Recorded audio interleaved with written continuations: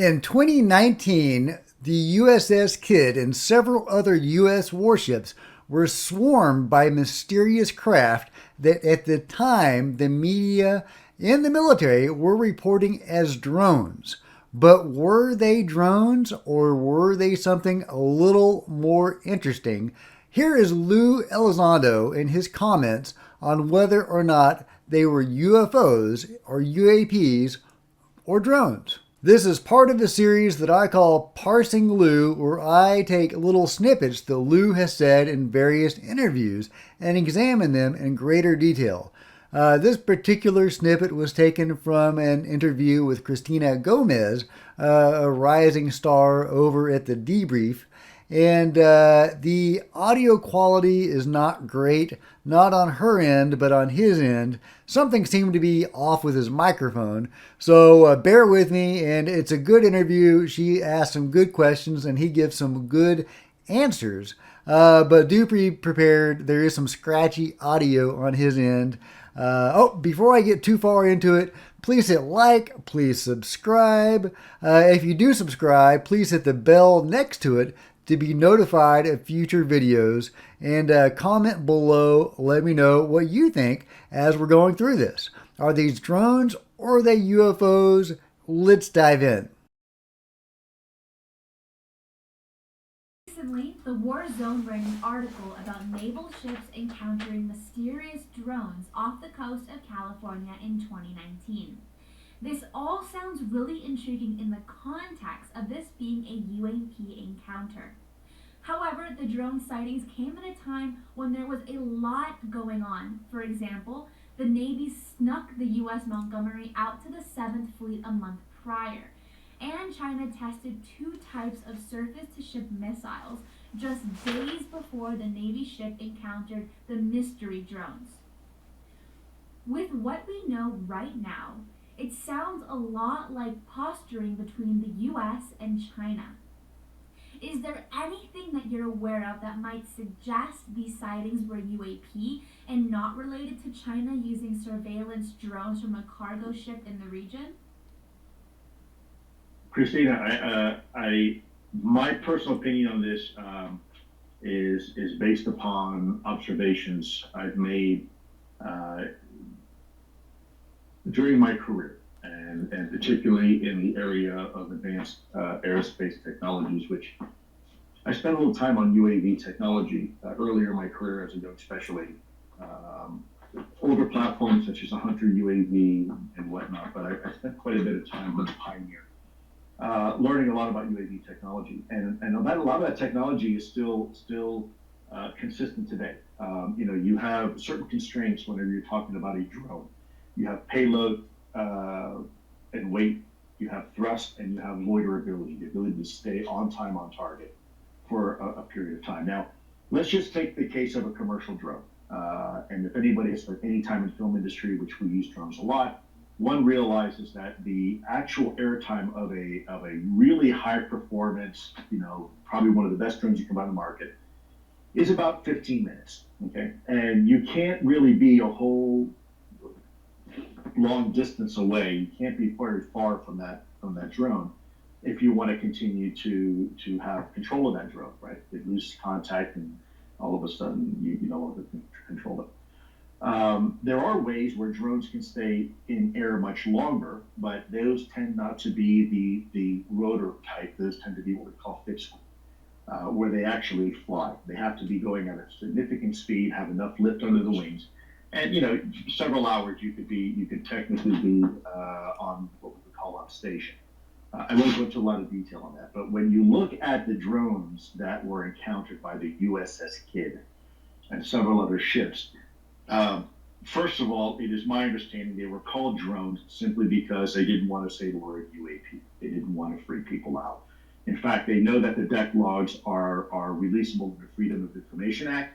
So I suspect that someone said, look, if you see any lights in the sky, you better write down the word drone. Do not write the word UAP, because that's going to get released and it's going to be a bad day for us in the press. So use the word drones.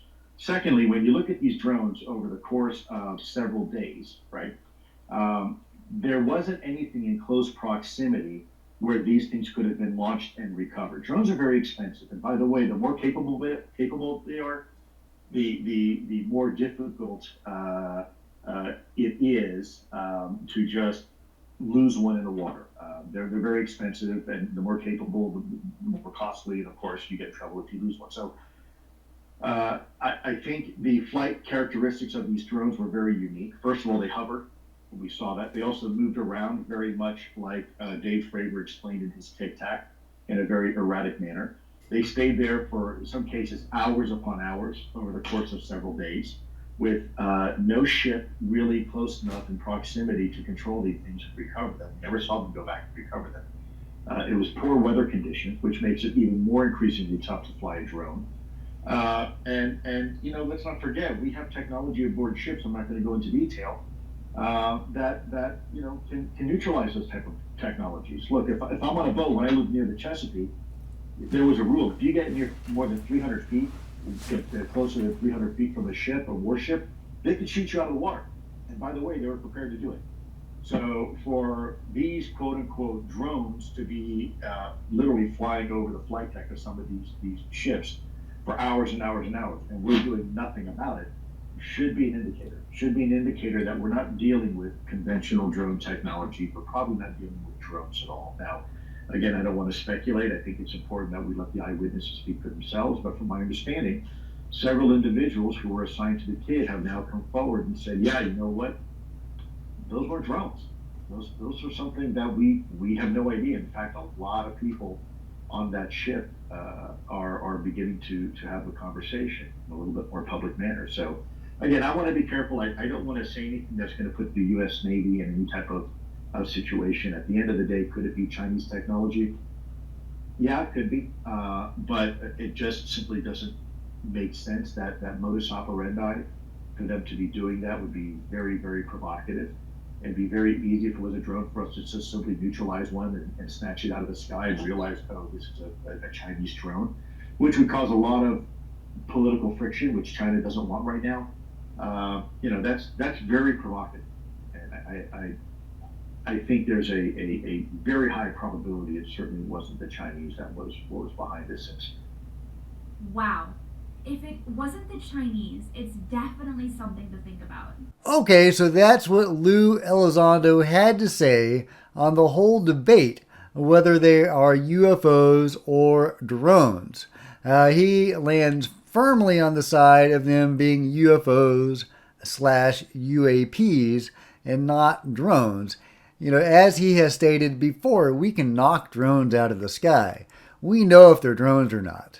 If they're Russian or Chinese or whatever, we have the technology to just knock them out of the sky, and it wouldn't make any sense for an adversarial nation to send drones against us in that way, because we could just knock them out of the sky, recover the drones, and study them.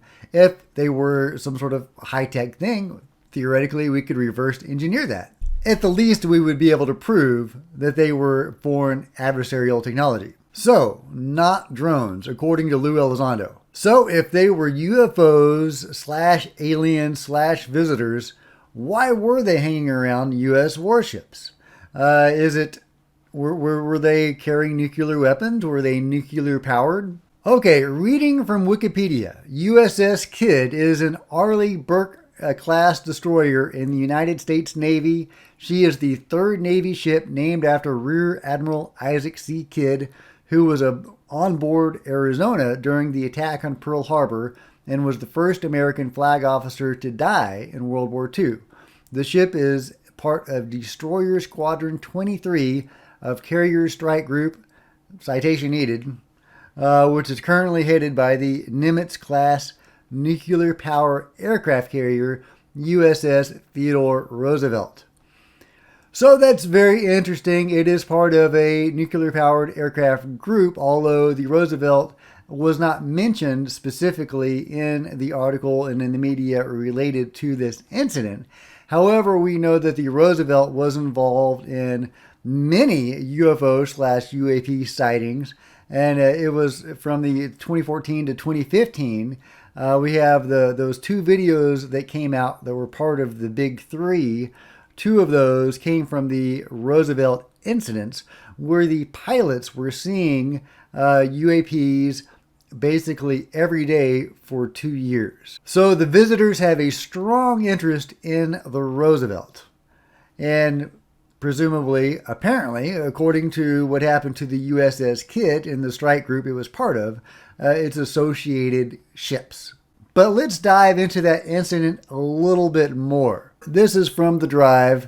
In July of 2019, a truly bizarre series of events unfolded around California's Channel Islands. Over a number of days, groups of unidentified aircraft, which the U.S. Navy simply refers to as drones or UAVs, pursued that service's vessels, prompting a high-level investigation.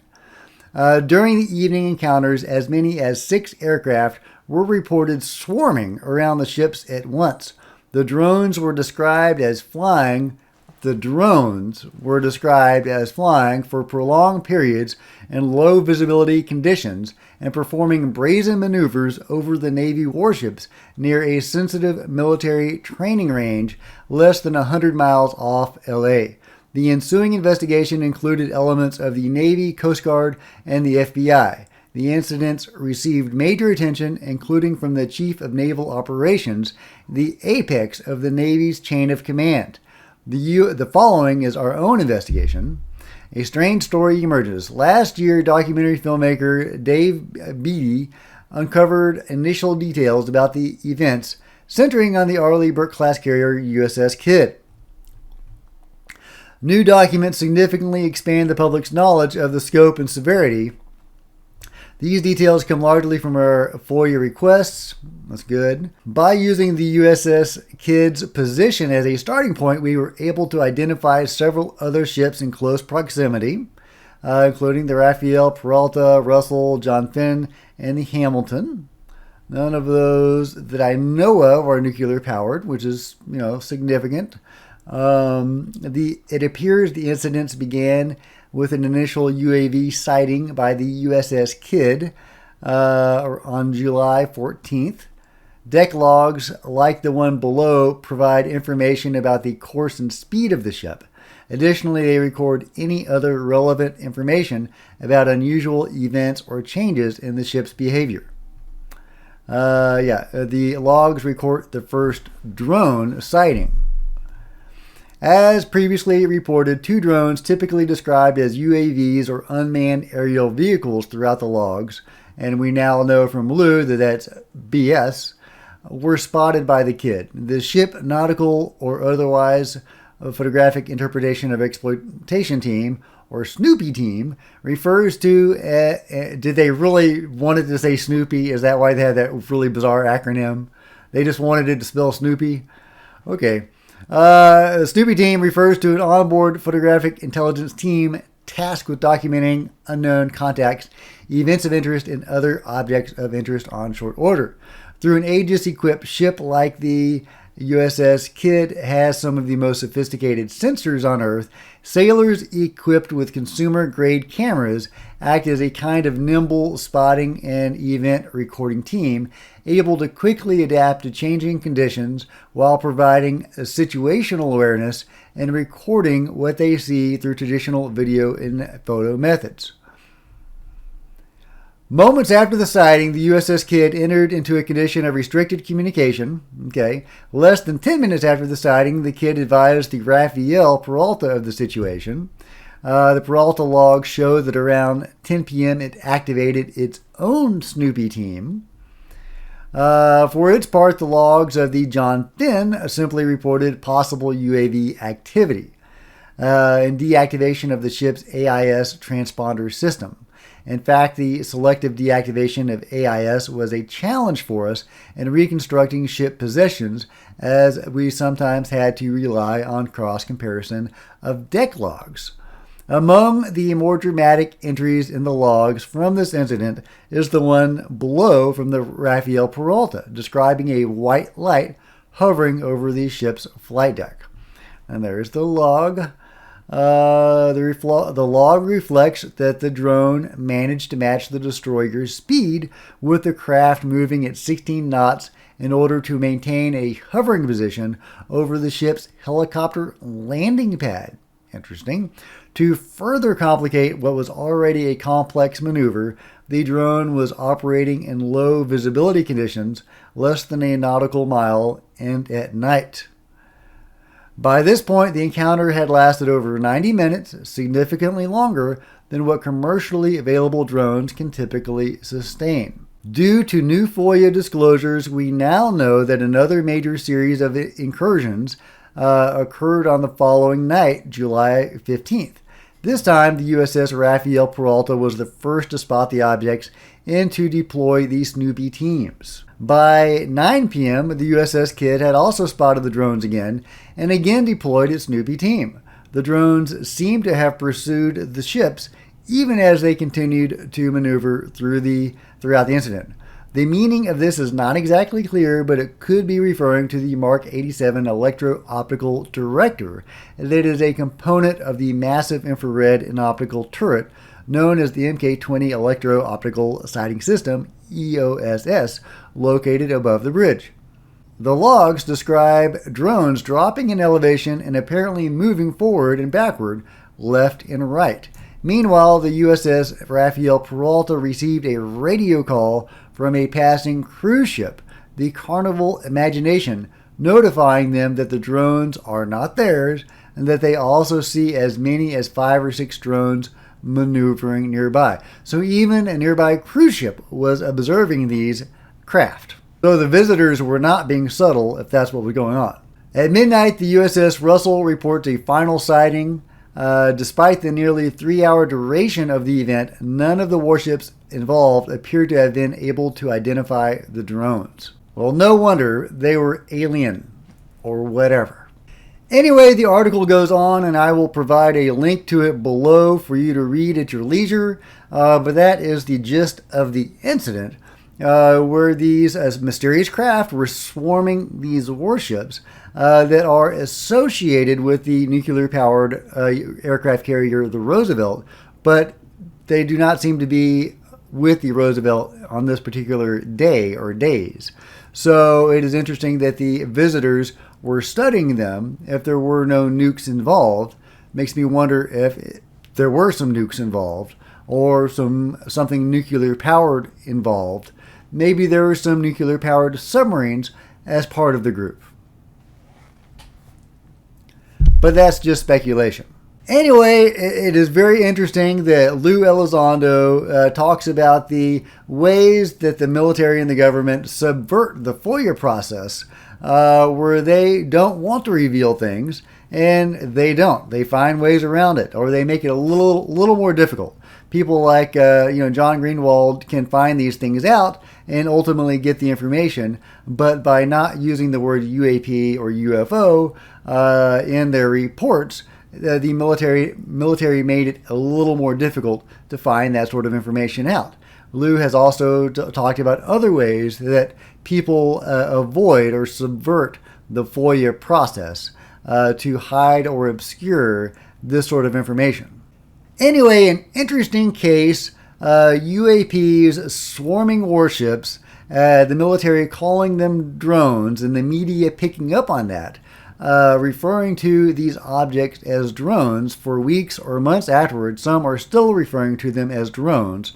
So I thought it important to get Lou's thoughts on this and to illustrate how they were not drones, that this was just nomenclature used by the military to obscure our understanding of the phenomenon. If you've enjoyed this video, please give it a big thumbs up. I would really appreciate it. Also, share on social media. Let others know what's going on this channel right now and all the interesting stuff that we are diving into. Please subscribe, and if you do, hit the bell next to it to be notified of future videos. Until next time, Cosmic Road out.